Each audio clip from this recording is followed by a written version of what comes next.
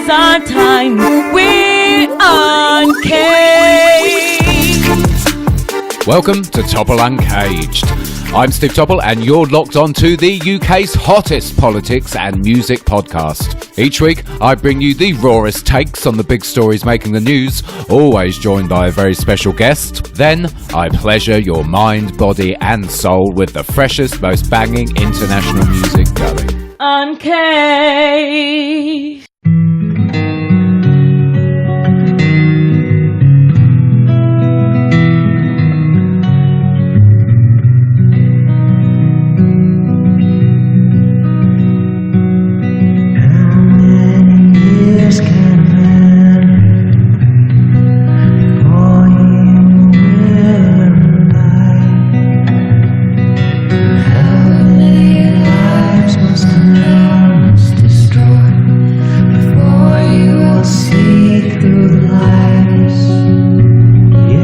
What's up everyone, I am Steve Topple. It is the first full week in May, and yes, I have dedicated a whole 6 days of this podcast to one very special cause. The answer, my friend, is blowing in the wind.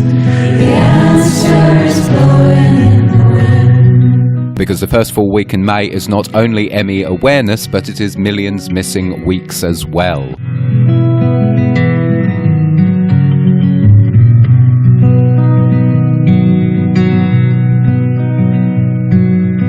Myalgic encephalomyelitis, commonly referred to as ME, or you may know it as chronic fatigue syndrome, that is CFS, is a chronic, systematic neuroimmune disease. It affects at least 17 million people worldwide and around 250,000 people in the UK alone, and those figures are just estimates. Symptoms vary for every person, but people with it often experience post-exertional malaise, that is, an array of symptoms brought on by either physical or mental exertion, or both. It quite often feels like having the flu. You experience all-over pain, you have sleep disturbance, problems with your sleep, cognitive impairments. The autonomic systems in the body are often messed up. That includes your nervous system, digestive system and endocrine, and you experience hypersensitivity. ME has been fraught with controversy. For decades, and let's be honest, often still to this day, the medical profession and systems of government have not properly recognised it. People living with ME have been disbelieved, stigmatised, given incorrect treatment, or, quite often told, it is all in their heads.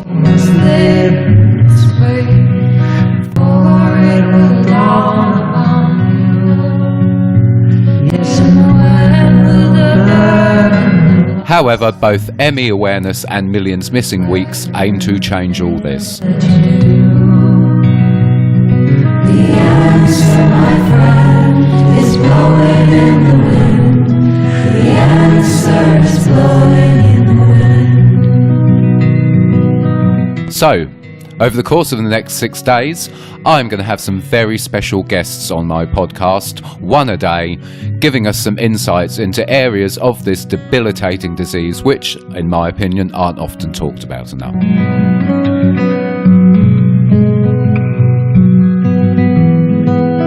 So, let's get cracking with today's guest.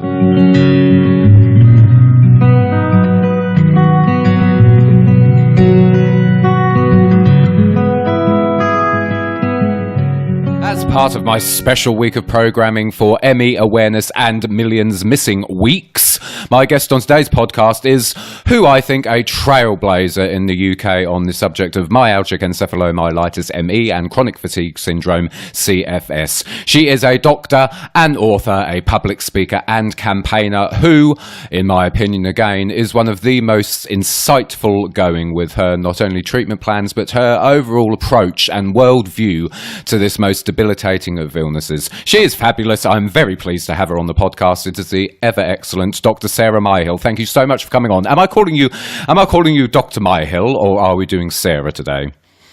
Sarah will be perfect. When I worked in Nottinghamshire, my patients used to call me Dr. Duck.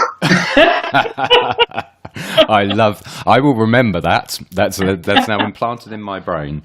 Wonderful. Sarah, thank you so much for coming on. It's really great to have you here. Now, regular listeners to the podcast will know that ME/CFS, or ME as I prefer to call it, is a subject very close to my heart because my girlfriend Nicola lives with this disease. So we've talked about this a lot already on previous podcasts, and of course there is a week of programming this week. There's plenty of content on our website, www.thecanary.co, so I'm not going to go into the finer details of the overview of it. However, Sarah, what I want to get straight into is the fact there is much debate around the causes of ME/CFS, what drives it, desperate searching for some sort of marker. We've had evidence out just recently about a potential blood marker for it. In your opinion, your experience is vast on this. You've treated thousands of people. You're an author who's written numerous books on the subject. In a nutshell, what do you think drives ME and CFS in people? What's the root cause, in your opinion? Okay. Well, it's a little bit like asking what causes pain. The answer is lots. But the way to think about this has to do with mechanisms. Now, chronic fatigue syndrome, that arises when the energy delivery mechanisms to the body are impaired. ME results, that clinical picture of ME results when the energy delivery mechanisms to the body are impaired and there is an immunological hole in that energy bucket. And that immunological hole can be due to allergies, it can be to autoimmunity, and it can be to chronic infections. So chronic fatigue syndrome is just pure energy delivery mechanisms. ME is poor energy delivery mechanisms plus inflammation. Now, if we think about it in that way, that gives us a very logical approach to treating. And because the first thing we do is we ask our patients, what are your symptoms? And there are some symptoms which are pure poor energy delivery symptoms, i.e. they feel tired, they have a foggy brain, they have no stamina, they have post-exertional malaise. Those are all poor energy delivery symptoms. And then we have inflammation symptoms, and those symptoms are characterized by feeling ill or malaise, fever, heat, redness, inflammation, pain, loss of function. Those are all inflammation symptoms. So just the history gives us a pretty good clue as to what's going on. And then we have to look at the poor energy delivery side of things. And in my view, there are four important players. And the analogy I use all the time, which I find helpful, my patients find helpful, is the car analogy. And guess what? For your car to go, there's no good just fixing one thing. The whole thing's got to be right. And the big players are, first of all, you've got to have the right fuel in the tank. And I probably spend more time talking about fuel, i.e. diet and gut function, than everything else put together. It's so important. And the problem with modern Western diets is they are based on carbohydrates, and carbohydrate is the wrong fuel for our evolutionary car. You know, our bodies evolved eating a paleo, ketogenic diet. I've written books about it. It's important. And if people don't do the PK diet, then really other interventions are to no avail. You know, there is no good putting petrol in your diesel car. It just ain't going to go. You can have a perfect car, but if you're putting the wrong fuel in it, it ain't going to go. So we spend a lot of time talking about that. We then have the mitochondrial engine. And as you probably know, I've published 3 papers on this, and these tests are not available to everybody, but even without the tests, I now know that the treatments for poor mitochondrial function work reliably well. And we can easily put that in, and essentially mitochondria go slow for one of 3 reasons. Either they don't have the raw materials to go, and again, that has to do with fuel, but there are some essential nutrients like coenzyme Q10, like carnitine, like B3, like D, like magnesium. Without those essential raw materials, mitochondria will never work. Then mitochondria may be going slow because they're blocked by something. And believe you me, I've seen patients with Gulf War syndrome, with sheep-dip flu, who are poisoned by organophosphates. You know, mitochondrial function is dependent on oxidative phosphorylation, and organophosphates inhibit that for very obvious biochemical reasons. So we're looking for poisoning. And then mitochondria may be going slow because the control mechanisms are wrong. And that brings us on to the 3rd and 4th cause of fatigue, which is the thyroid accelerator pedal and the adrenal gearbox. Now, the thyroid is such an important player here, and hypothyroidism in this country is incredibly badly treated. Why? Because the doctors don't treat the patient, they treat the blood test. And if the blood test looks okay, nothing wrong, let's look at something else. And a very important diagnosis is missed.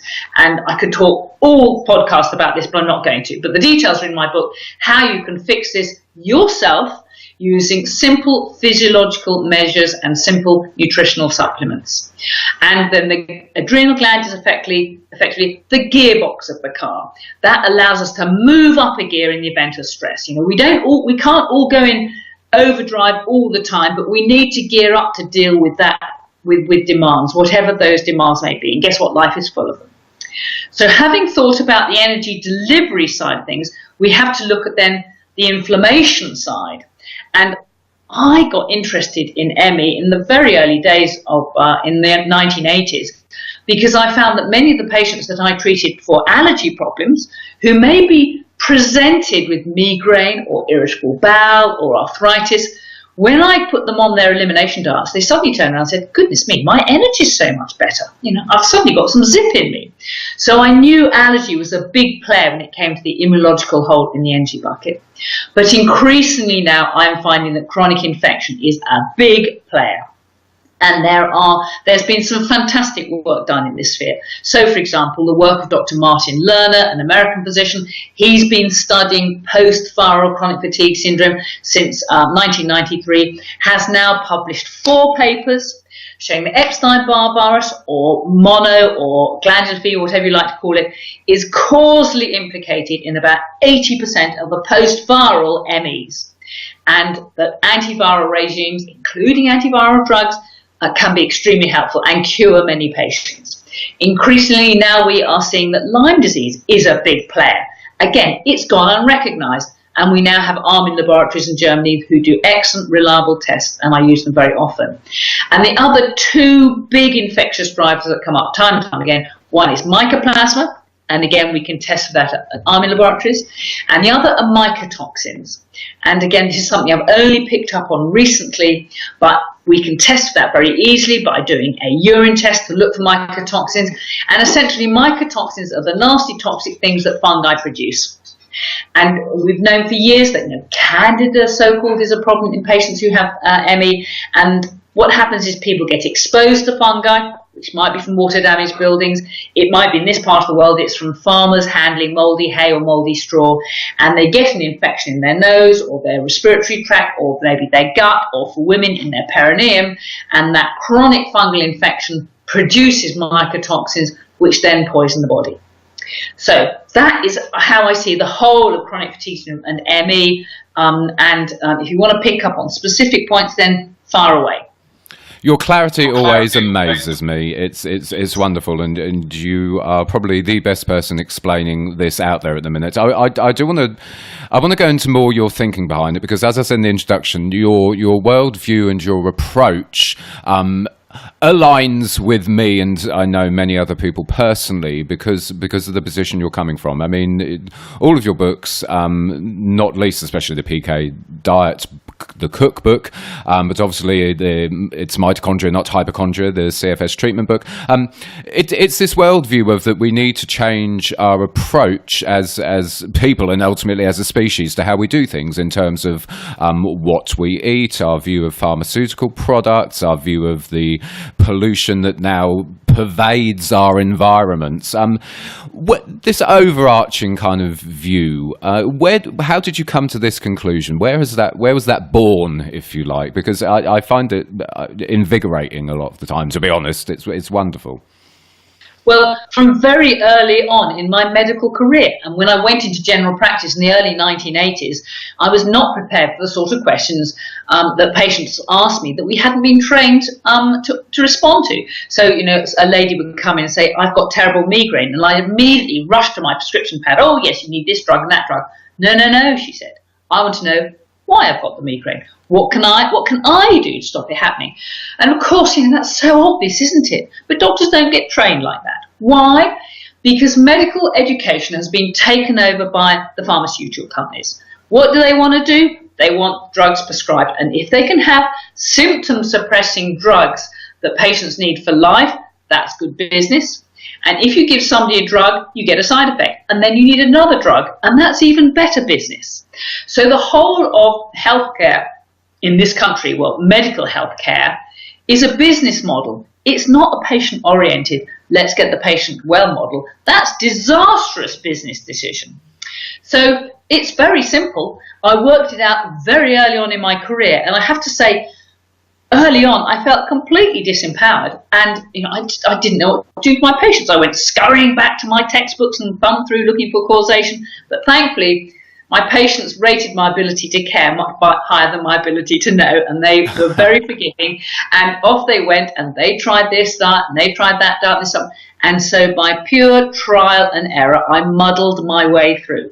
And of course, I'm not the only doctor thinking like that. There are other doctors. And of course, I linked up with them. We now have a very strong society called the British Society for Ecological Medicine. Ecological medicine, why? Because we're treating people from first principles, not the symptom suppression model. And that movement is growing. So it's taken an awful long time to get here. We have moved very slowly. Why? Because there is so much establishment opprobrium. The conventional doctors do not like this approach. It undermines their authority, and they put as many possible blocks in the way as they can. I mean, on the news this morning, classic case. A pharmaceutical company has been done for bribing doctors in America to prescribe fentanyl, really toxic opiate, for reasons other than terminal care. I read that they're prescribing opiates in order to improve their sex life. This is not responsible medicine. This is not good medicine, and it has been disastrous for patients. I absolutely agree, and I will have to have you back on the main politics show of this podcast sometime to get into that in more detail, because this is why your approach is so important for me, because when you broaden it out, it encompasses the faults in our entire systems that we live under as a species. It's absolutely fascinating. But of course, what also comes into this approach, which I'd like to get into, is the mainstream establishment thinking surrounding ME and CFS, which is, of course, as many listeners will know, is based on the nefarious PACE trial that was conducted by various doctors back in... The results were published in 2011 in The Lancet. There is background information on this on the website. But the PACE trial has marred people living with ME and CFS now for years and years and years, often to the extent where they have their children taken away. They are sectioned under the Mental Health Act. It's broken up families. And all the while, the researchers behind it seem willfully ignorant to this, and are happy with the abuse that has been meted out. I mean, for me, PACE trial was conducted, and it's essentially a fraud, for want of a better phrase, but it was conducted for numerous reasons. I mean, I've written a lot about how it was part funded by the Department for Work and Pensions, and how it's part of a more overarching drive by government and corporations to force as many sick and disabled people back into some kind of employment as possible. But, I mean, for you, how can something so disastrous and so ethically and medically and scientifically fraud firstly still gain traction, and also why do you think it came into existence in the first place? What was the thinking behind PACE trial? Well, you are now looking at a very angry woman. I'm glad. Good. PACE trial is an example of the worst form of scientific fraud, and by implication financial fraud, because the very people who financed that study are the people who stand to gain most from it, i.e. the pensions companies, the insurance companies, who now no longer have to pay compensation to patients because they're trying to say this is a psychological illness. And I have copies of email conversations between the PACE authors and those insurance companies setting up the whole thing in order to fit a psychological psychiatric model. Why? Because that's follow the money. It's the old story. Now, it's not me that's saying PACE trial is fundamentally fraud. It is academic authors, academic centres all over the world. We now have almost 200 scientists saying this is a fraudulent study. We now have an online petition, 10,000 patients who have been damaged by PACE recommendations. of my patients, over 200, have sent personal letters to the General Medical Council saying they have been damaged by PACE. So what do we do about it? Because there's no point just shouting or squealing. That doesn't change anything. So last January, I reported the authors of the PACE study to the General Medical Council for scientific fraud. Now, this is a very serious issue. The GMC responded to me to say they weren't going to investigate. Now, that's exactly what I expected them to do. And so I said to the General Medical Council, I have supplied you with an overwhelming scientific base for my complaint, and you have not supplied a shred of evidence defending your view. You've just sent me a bland letter saying we disagree. So I said to the GMC, you must supply me with your evidence base. And I repeatedly asked them, and they sent back their own decision to be reviewed, and they came back to me in February and said, we are not going to investigate the PACE authors. And that decision I'm now taking to the High Court. My application has been accepted, and I am now awaiting the High Court's response. But we will have our day in court, and there I will like to demonstrate to the world that those PACE authors have no, a big one, the GMC have no evidence base for refusing to investigate those PACE, and those doctors should be properly investigated for scientific fraud and, by implication, financial fraud. Don't forget, that was £5 million of public money that was spent on a fraudulent trial, which has been extremely damaging to ME and chronic fatigue syndrome patients. Why? Because they've been refused benefits, because they have been refused compensation when they have been damaged by chemicals or radiation or whatever. But more importantly, many patients have actually been made worse by PACE recommendations, because guess what? Graded exercise therapy makes them worse, and for some of them, permanently worse. Fourthly, monies which should have been diverted into proper research, proper biomedical treatments for people with chronic fatigue syndrome and ME have been diverted into this ridiculous G-grade exercise nonsense. And fifthly, doctors like me are being persecuted for recommending biomedical treatments. Now, you may not know this, but I have been endlessly prosecuted by the General Medical Council. Why? Because I'm using biomedical treatments for my ME patients. I have faced investigation because I've recommended vitamin B12 injections, because I put patients on diets, because I've recommended mercury detox or whatever. All these things are recognised treatments by ecological doctors for ME CFS sufferers. And these doctors are being inhibited from using these interventions because they are fearful of being prosecuted by the GMC. So we must pursue this PACE trial for all these reasons. If you need to take a break to grab yourself a tea, coffee, water, or you just need to relax your ears for a few minutes, then take some time now, because we will be back in a few seconds. Just to divert from my script slightly, I just want to throw something else at you, actually.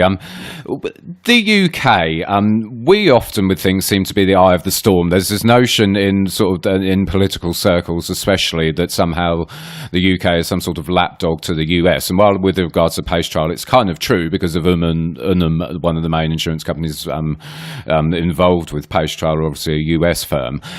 It fascinates me that while in America, graded exercise therapy and cognitive behavioural therapy as treatments for ME/CFS have been banned, and they've been struck off as being recommended treatments. In the UK, we still have this by NICE as the guidelines, although they are reviewing it. Why do you think PACE and the outcomes of it are still stuck so heavily in the UK as opposed to other countries? Well, you look at how health is run in the UK. It is doctor-driven. It's like a sweet shop. The doctors say, this is what's available. If you don't like it, you can piss off. Whereas in America and other countries, medicine is patient-driven. If the doctors don't supply what the patients want, then they don't go and see them. They go and look elsewhere. And of course, patients in America know that ME, chronic fatigue syndrome, as in this country, is a physical illness, and they are going to go to physicians who use proper biomedical treatments. And so those patients get a much better deal in America, whereas, I say, medicine is patient-driven, whereas rather in this country, it's physician-driven. That's fascinating. No, completely agree, absolutely. And there's a fundamental sort of sad flaw with our NHS, in my opinion, that, as you say, it is doctor driven, but also it's this factory production line, if you like, where people go in ill one end and supposed to either come out healthy or dead at the other end. And then there's a system flaw with the NHS, sadly, which sorely needs rectifying. However, that's for another podcast.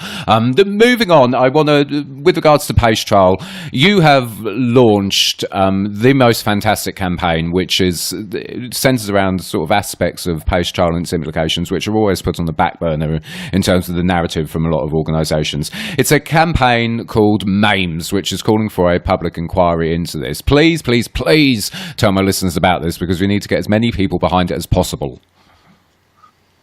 Well, my view is that ME patients have suffered the same sort of abuse as patients who've had, for example, the blood transfusion scandal, for example, young people who've been sexually abused. It's a similar sort of abuse where people who are powerless because they haven't got the energy to fight are told by, doctors who should know better about treatments that actually make them worse. This is medical abuse. That's why I've called it MAMES, medical abuse in MEs. And the only way we are going to correct this is through a public inquiry. Because believe you me, I have spent my life trying to educate doctors to change their ways. It has failed miserably. Why? Because asking them to treat ME in this way is asking them to rethink the whole of medicine. Ask them to look at every single condition that comes into their office, whether it's inflammatory bowel disease or migraine or arthritis, and look at it from a causation point of view. And they're just not going to do this. It means too big a shift in their whole practice. It means relearning the whole of medicine. So this has got to be a patient-driven revolution, and we need to start that with a proper public inquiry. And to get that public inquiry, we need enough MPs to demand that. And what I'm asking people to do in MAMES is for you to go to your local MP and ask them to sign up to the aims of MAMES, and you can do that very easily. It's all on my website.